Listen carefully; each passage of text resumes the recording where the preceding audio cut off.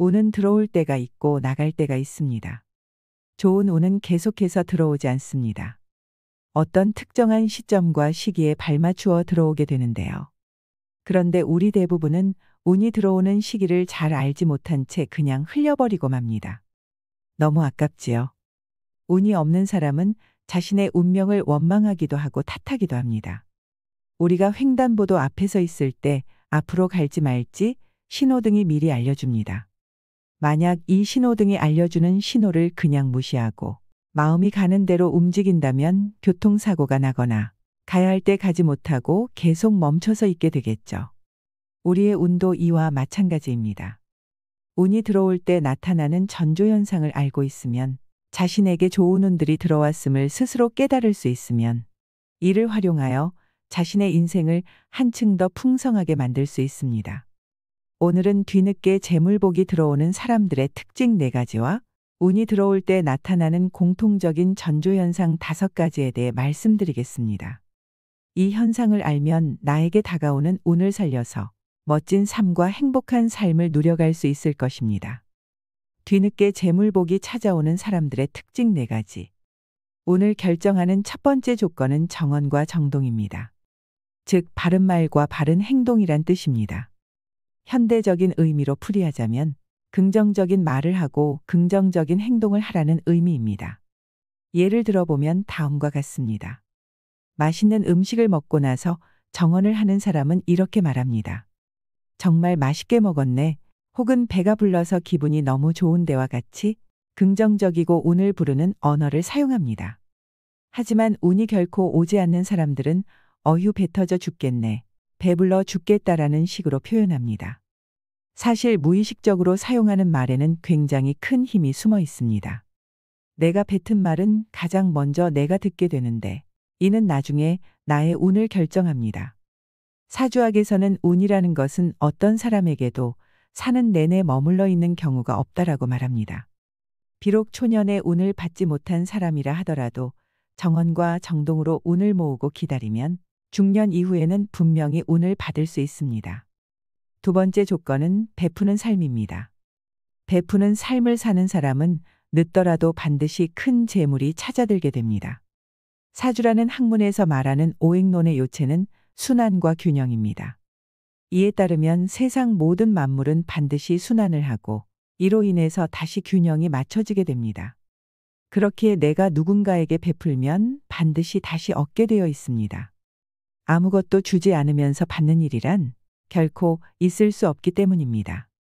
하지만 여기에 한 가지 중요한 법칙이 숨어 있는데 그건 바로 무주상보시여야 한다는 점입니다. 쉽게 말해 누구에게 베풀어도 그 흔적이 마음에 남아있지 않은 상태, 즉 아무런 대가 없이 베풀어야 한다는 뜻입니다. 이것이 뒤늦게 재물이 찾아드는 사람이 갖는 공통된 특징 중의 하나입니다. 세 번째 조건은 나에 대한 믿음입니다. 지금까지 수많은 부자와 빈자를 만나보면서 느끼게 된 사실이 하나 있습니다. 그것은 바로 스스로에 대한 믿음이었습니다. 부유한 사람은 자기에 대한 믿음과 확신이 굉장히 강한 반면 가난한 사람들은 자신을 쉽게 믿지 못했습니다. 내가 나를 믿지 않는데 이 세상 어느 누가 나를 믿어줄까요? 그러니 스스로를 믿어야 합니다. 하늘은 절대 풀 한 포기 나무 한 그루도 의미 없이 세상에 내지 않았습니다. 다시 말해 어렵게 살라고 세상에 태어난 사람은 단 한 명도 없다는 뜻입니다. 세상에 하나밖에 없는 유일무이한 존재, 그것이 바로 당신이라는 존재입니다. 사주학에서는 대운이 들어오는 시기를 자기 스스로 바뀌고 변하는 시기라 규정합니다. 즉 운은 밖으로부터 들어오는 것이 아니라 내 안에서 만들어지는 것이며 내가 만들어 나가는 것입니다. 그러니 자신을 믿고 묵묵히 걸음을 내딛는 당신이 되었으면 합니다. 네 번째 조건은 주변에 사람이 모이도록 만드는 것입니다.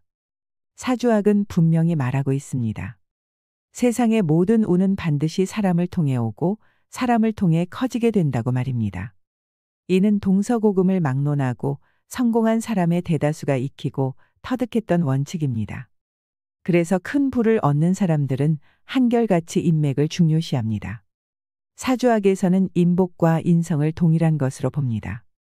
다시 말해 인성이 좋은 사람은 인복이 좋은 사람이며 이는 곧 주변에 돕는 사람이 굉장히 많다는 의미이기도 합니다. 뒤늦게 재물복이 찾아드는 사람은 무엇보다 사람을 중시하고 그들을 곁에 두기 위해 어떠한 손실도 기꺼이 감수합니다. 각각의 사람들은 모두 자신만의 운을 가지고 있으며 이런 사람이 내 주변에 모인다는 건 나에게 수많은 운이 뒤따른다는 뜻이기도 합니다. 다음으로 운이 들어올 때 나타나는 전조 증상 5가지를 말씀드리겠습니다. 세상 그 무엇이든 큰 변화가 생기기 전에는 반드시 일정한 신호가 온다고 합니다. 하지만 대부분의 사람은 운이 들어올 때 오히려 겁을 내고 두려워하는 경향이 많으며 이 운이 커지지 못하여 나가게 되면 그제야 후회를 합니다. 이런 실수를 하지 않으려면 운이 들어올 때 어떤 변화가 생기는지 분명히 알아야 합니다. 운이 바뀌면 나도 바뀝니다. 첫째로 먼저 주변 사람들이 나의 변화에 관해 이야기하기 시작할 것입니다. 운이 좋은 사람과 운이 나쁜 사람의 가장 큰 차이가 무엇일까요? 바로 주관적인 시각이 주를 이루느냐, 아니면 객관적인 시각이 주를 이루느냐 하는 것입니다. 누구나 옆에서 보면 이상하다 싶을 일도 고집 피우고 자기 생각대로 밀어붙이며 남의 말에는 전혀 귀를 기울이지 않는 모습을 떠올려 보세요. 이는 운이 나빠지고 있는 사람들이 하는 전형적인 행동입니다. 하지만 운이 좋아지고 있는 사람은 남의 말을 들으려 하고 남의 말에 귀를 기울입니다. 그리고 주변에서도 나의 의견을 적극적으로 동조합니다. 그러니 객관적인 조언들이 모여 실수나 실패를 하지 않게 되는 것입니다. 이러한 특징으로 인해 우리는 저 사람이 운이 좋아지고 있구나, 혹은 저 사람은 운이 나빠지고 있구나 하고 판단할 수 있습니다. 늘 전자의 행동만 하던 사람이 어느 날 갑자기 후자의 행동을 하게 되면 주변 사람들이 먼저 눈치를 채고 저 사람 많이 변했네라고 말할 것입니다. 두 번째로 마음이 여유로워집니다. 운이 변할 때 제일 먼저 달라지는 것은 무엇일까요? 바로 세상을 보는 자신의 눈입니다. 당연한 말이겠지만 세상은 변하지 않았습니다. 하지만 운이 들어오게 되면 이를 바라보는 시각이 달라집니다. 사소한 일에도 쉽게 화를 내고 조급해했지만 운이 들어오는 순간 우선 넘기게 됩니다. 참고 여유를 가지는 마음이 생깁니다. 이로 인해 다툼이나 갈등이 많던 일상에 어느 순간 웃음이 찾아오고 여유가 넘쳐나게 됩니다. 다들 잘 모르는 사실이지만 사실 좋은 운과 나쁜 운은 분명히 차이점을 가지고 있습니다. 나쁜 운은 일순간에 찾아오며 좋은 운은 서서히 찾아오지요. 대신 좋은 운은 점점 커지게 되며 이는 전부 나의 마음이 만들어내는 것입니다. 자신도 느끼지 못하는 사이에 운이 변할 때는 마음이 여유로워지고 반대로 조급하던 일이 사라집니다. 운이 바뀌면 시선이 바뀌게 됩니다. 세 번째로 주변 사람들의 대우가 달라집니다. 운이 좋을 때는 모든 것이 선순환하지만 나쁠 때는 모든 것이 악순환합니다. 운이 나빠질 때는 사소한 일도 참지 못해서 화를 내게 되고 다툼이 생깁니다. 이로 인해 주변 사람들은 나를 피하게 되고 나를 점점 더 급하게 만듭니다. 하지만 운이 좋아질 때는 마음에 여유가 생겨 사소한 문제나 남의 실수들을 대수롭지 않게 여깁니다. 이를 여유롭게 웃어넘기는 모습을 보며 주변 사람들이 다가오게 됩니다. 그리고 이것으로 인해 나는 더욱 여유로워지기 마련입니다. 이러한 선순환이 점점 커지면서 주변 사람들은 당신을 좋은 사람, 같이 있으면 늘 편안한 사람으로 여기고 자연스럽게 주변의 사람들이 모여듭니다. 지금 주변을 한번 둘러보세요. 만약 주변 사람들이 당신을 피하고 있다면 지금 당신의 운은 나빠지고 있는 것입니다. 물론 주변 사람들이 당신을 만나고 싶어하고 당신과의 만남에서 편안함을 느낀다고 말한다면 지금 당신의 운은 좋아지고 있는 것입니다. 이러한 생활로 인해 당신은 대우받는 삶을 살아가게 되는 것입니다. 네 번째로 새로운 인연들이 계속해서 생겨납니다. 사실 사람은 거의 비슷하며 대부분은 선합니다. 당신을 속이는 사람이 있다면 그 사람이 처한 상황이 주변 사람들을 속이고 있는 것입니다. 우리는 한 번씩 이런 말을 합니다. 돈이 사람을 속이는 것이지 절대 사람이 사람을 속이는 것이 아니라고 말입니다. 자신이 처한 상황이 힘들고 어렵다 보니 주변 사람들에게 믿음을 주는 행동을 하지 못하는 것이고 또한 이것이 점점 더 어려운 자신을 만들어가게 되는 것입니다. 이와 반대로 상황이 점점 좋아지는 사람은 서서히 남에게 베푸는 삶을 살게 되고 과거에 자신에게 은혜를 베풀었던 사람이 있다면 보답도 하게 되는 것입니다. 그렇게 과거에 끊어졌던 인연들이 점차 다시 이어지고 이를 통해 스스로 행복을 느껴 더 베풀게 됩니다. 이런 식으로 더 행복해지는 선순환이 생겨납니다. 그렇기 때문에 운이 좋아지는 사람들 곁에는 사람들이 많습니다.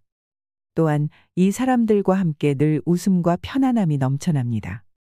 하지만 운이 나빠지는 사람은 필요 없고 사람을 피할 수밖에 없게 되고 당연히 주변 사람들은 점점 사라지게 됩니다. 5번째로 그동안 힘들었던 일들이 쉽게 풀려나가는 것을 경험하게 됩니다. 우리 조상님들은 백지장도 맞들면 낫다고 하셨습니다. 이는 분명 협동의 힘을 알려주기 위해서 하신 말씀입니다. 어떠한 일이라도 여러 사람이 힘을 합치면 더 쉽게 해결할 수 있습니다. 하지만 운이 나빠지는 사람들은 주변에 사람이 없기에 아주 단순한 일도 계속 어려워지는 것입니다. 이와 반대로 운이 좋아지는 사람들은 주변에 사람이 많다 보니 어렵게만 느껴지던 일들도 아주 쉽게 해결되곤 합니다. 이러한 선순환이 점점 커지다 보면 처음에는 불가능한 일이라고 여겼던 일들도 나중에는 아주 쉽게 해결되는 것입니다. 이렇게 운은 선순환과 악순환을 반복하며 점점 커져갑니다. 또한 운은 일정한 사이클을 가지고 우리 주변을 흘러다니고 있습니다. 사주학은 유비무환, 즉 모든 것을 항상 준비하고 대비하자는 학문입니다. 어려움이 오기 전에 미리 준비하고 대비해서 이 어려움을 최소화하시길 바랍니다. 한 가지 재미난 일화를 들려드리겠습니다. 옛날 강원도 두메 산골에 방득이라는 신만이가 살았습니다. 그는 연로한 어머니를 홀로 모시며 겨우 생계를 이어나갔습니다. 그러던 어느 날 마을 사람 2명이 방득이 집을 찾아왔습니다. 어이 방득이 집에 있는가? 산삼을 캐러 설악산으로 한번 가볼까 하는데 자네도 따라 나설 텐가? 그러자 방득이가 말했습니다. 잠시 기다려보게. 내 금방 준비함세. 방득이는 어머니의 점심상을 차려놓고 서둘러 친구들을 따라 나섰습니다. 하루가 지나고 이틀이 지나도 산삼은커녕 그 흔한 버섯도 따지 못했습니다. 그런데 이때 한 사람이 아찔한 절벽을 가리키며 소리쳤습니다. 어서들 이리 와보게. 저기 천종삼이 아닌가. 깎아지른 듯한 절벽 아래에 100년도 넘어 보이는 산삼들이 줄지어 나 있었습니다. 마을 사람들은 눈이 휘둥그레진 채 말했습니다. 아, 이제 고생 끝이구먼. 우린 부자가 다름없네. 그들은 뜻밖의 횡재에 어쩔 줄을 몰라 했습니다. 그러나 산삼을 캐서 부자가 될 거라는 기쁨은 그리 오래가지 않았습니다. 워낙 깊은 산중인지라 낭떠러지 아래에 있는 산삼을 어떻게 캐낼 방법이 없었기 때문입니다. 이를 어쩐다. 이거 정말 그림의 떡이 따로 없구만. 그러던 중 한 사람이 나서며 말했습니다. 내게 좋은 방법이 있으니 걱정 말게. 우선 7가지를 여러 줄로 엮어보세나. 그리고 한 사람이 내려갔다 오면 어떻겠나. 그러자 다른 사람이 말했습니다. 그거 좋은 생각이요. 그런데 누가 내려갔다 온단 말인가. 내려가다 줄이라도 끊어지는 날에는. 그러자 방득이가 나서며 말했습니다. 걱정하지 말게. 내가 내려갔다 옴세. 우리 중에 몸이 제일 가볍고 신만이 생활도 내가 제일 오래 하지 않았나. 방득이가 칡줄을 몸에 감은 후 절벽 아래로 천천히 내려가자 100년도 넘어 보이는 산삼들이 줄줄이 나 있는 게 아니겠습니까? 그는 산이 떠나갈 정도로 외쳤습니다. 신받다. 내 생전 이렇게 크고 좋은 삼들은 처음이구만. 방득이는 우선 산삼 8뿌리를 조심스럽게 캐내 망태기에 담은 후 줄을 묶어 위로 올려보냈습니다. 그런데 이때 하필이면 위에 있던 한 사람이 발을 잘못 디뎌 큰 돌 하나가 방득이의 머리로 떨어졌습니다. 머리에서는 피가 철철 흘렀고 방득이는 순간 기절하고 말았습니다. 위에 있는 2사람은 이내 소리쳤습니다. 이복의 방득이. 방득이 괜찮은가? 아래서는 아무런 대답이 없었습니다. 그들은 방득이가 걱정스럽기도 했지만 한편으로 망태기에 담긴 산삼을 보자 금세 욕심이 들기 시작했습니다. 이보게 어차피 방득이는 죽은 듯 싶으니 우리끼리 이 산삼을 나눠 가지는 게 어떤가. 8뿌리니 둘이서 4뿌리씩 가지면 딱이겠구먼. 아니 그래도 방득이가 살아있을 수도 있지 않은가. 그런 말 말게. 방득이는 이미 죽었네. 그리고 천종삼 8뿌리면 앞으로 자네나 나나 가족들 굶기지 않고 평생 잘 살 수 있단 말일세. 옆 사람은 뭔가 찝찝했지만 방득이가 죽었다고 여기며 산길을 내려갔습니다. 얼마간의 시간이 흐른 후 절벽에 매달린 방득이가 이내 정신을 차렸습니다. 이보게 거기 아무도 없는가. 제발 나 좀 끌어올려주게. 아무리 소리쳐도 메아리만 들려올 뿐 인기척은 없었습니다. 방득이는 다친 몸이라 날개가 돋지 않는 한 절대 위로 올라갈 방법은 없었습니다. 어쩔 수 없이 방득이는 작은 산삼 뿌리를 캐내 겨우 목숨을 연명했습니다. 그렇게 며칠이 지난 어느 날이었습니다.